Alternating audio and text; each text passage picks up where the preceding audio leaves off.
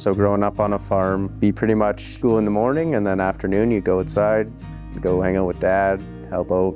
Well, more get in the way than help out, but you know, you were always there, just kind of watching, learning. You know, if you need it, you build it, break it, you fix it. So you're just always seeing plumbing and electrical and welding and heavy duty, and you're just kind of always immersed in that world.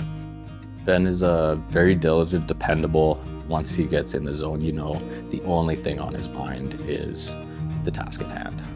When World Skills came to Calgary, I was 7 years old. Well, that was a pretty big deal, like just all the tri-trades. I remember waiting on all the lineups and building all the little trinkets we took home. And then when you do the welding tri-trade, they get you suited up in your coat and gloves, and then you go into a booth and it's just you and one other guy. Then you start welding and there's bright lights and sparks, and as a 7-year-old, that's pretty cool. Welding was just one of those ones that it just clicked. Every time you do a weld, it's your own. It's like handwriting, and it's just kind of an art within a profession that just builds a world. Ben was a part of the SWAC program, and he just kind of opted up to come and see me, wanting to learn, shall we say, willing to grow.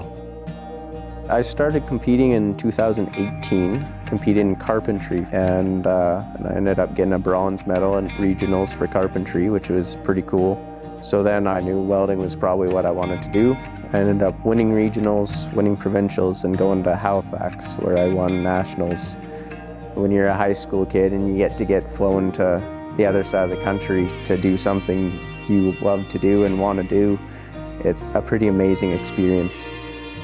Qualifying to be on Team Canada was a pretty crazy once-in-a-lifetime experience, and to do it in welding, of all things. The level of the project's number one, change and hit to the world stage, right? And that's some X-ray welds, fillet welds that got bend tested. So the examination changes, how they evaluate them, and it's just not only visual.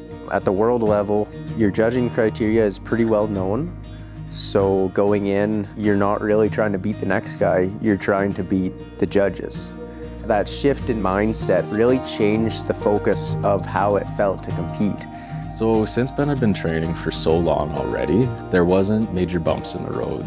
It was more taking something that's at like the 90% level and working on small incremental improvements.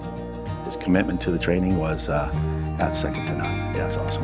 When the flag came up for welding, where we were sitting right behind us was the Canadian spectators. So my family were like front row seats. So to be able to hold up the flag and look at them and smile, and I think that moment meant more than actually getting up on the main stage. I'm proud of Ben for his commitment to improving.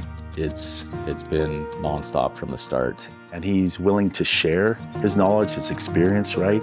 So not only did he achieve goals, but now he's willing to give back. I've had help from so many people. It's insane, and that all comes from just showing up. It's one day at a time.